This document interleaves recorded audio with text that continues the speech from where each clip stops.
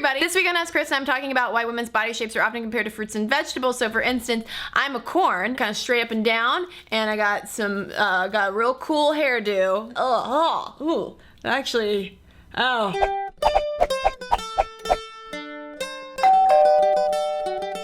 This week's Ask Cristen question comes from Liz Bailey, who wants to know, why do we compare body shapes of people to the shapes of fruit? Where did this come from, and why did it stick around as an okay thing to do? Before we had all of this fruit to guide us, there was really just one shape that mattered. The hourglass. A 0.7 waist to hip ratio. That's supposed to be the most attractive to straight men. Of course, there are all sorts of scientific theories about how this waist to hip ratio isn't just a matter of fashion, but rather it's all signaling reproductive fitness, and reproductive fitness then translates to sexual attractiveness. When it comes to the fruits, the Oxford English Dictionary traces pear shape, not in the sense of failure. Apparently, British viewers, please fill me in on that. When it comes to the fashion context, OED traces that back to merely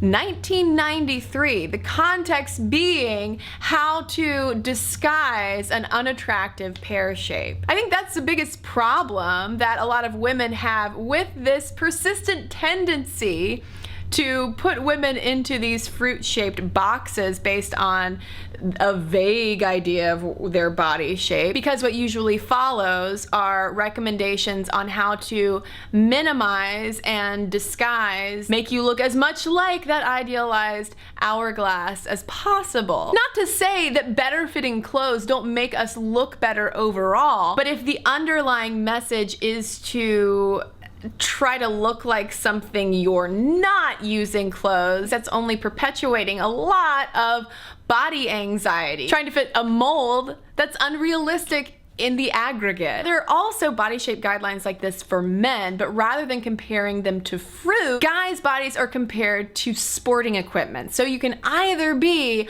a baseball bat, a football, or a basketball. Actually, it's even weirder than that. Guys are either ectomorphs, endomorphs, and mesomorphs. If anything, dudes, you have us beat, because that just sounds way cooler than being a pear. Well, I already revealed to everyone that I am a corn shape. I found a quiz online to tell me what body shape I am. Question number 1, what is your favorite part of your body? My answer would be my clever brain. Which celebrity has your dream figure? Obviously, Supreme Court Justice Ruth Bader Ginsburg. Not on here. What best describes your body as a vehicle to carry my brain around in? Where's the first place you gain weight? Where did the pizza rolls go? If you could change one thing about yourself, what would it be? Richer? What's your go-to outfit for a night on the town? How is this gonna tell me what my body shape is? Oh, I'm not kidding you. This says my body shape is a ruler. The challenge for you is the lack of curves. Thanks a lot.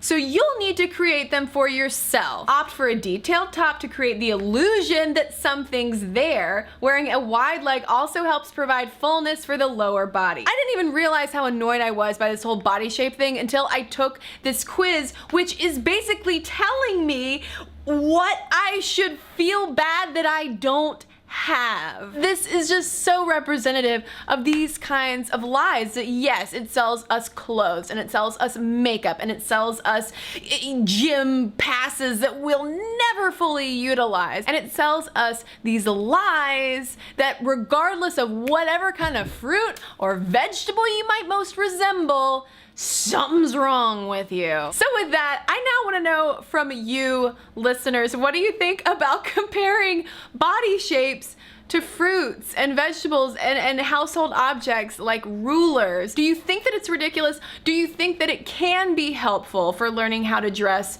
to your body? Let me know in the comments below. Thanks everybody who watched and commented on last week's Ask Cristen video. Is taking a break really breaking up? Amanda Vanneman commented, back when my husband and I were just dating about 2 years into it, he got super depressed. How it worked for us was 2 weeks of no communication at all, and it was incredibly hard but worth it. 8 years later, we are married and more in love every day. For graphic novel life, things did not work out quite so well. Just recently, my BF, now ex, asked if we could take a break. We were already in a long distance relationship and I couldn't see how this would make things any better. I told him if he felt like he needed to break up, then we should just do it. And what do you know? He broke up with me. I don't personally believe breaks can work. In my personal experience, since both of my exes have suggested doing this, they are just either cop-outs for having to say how they really feel or using them as tools to manipulate and saying that I will come back around. If you have questions about fruit-shaped bodies, breakups, or anything else completely unrelated,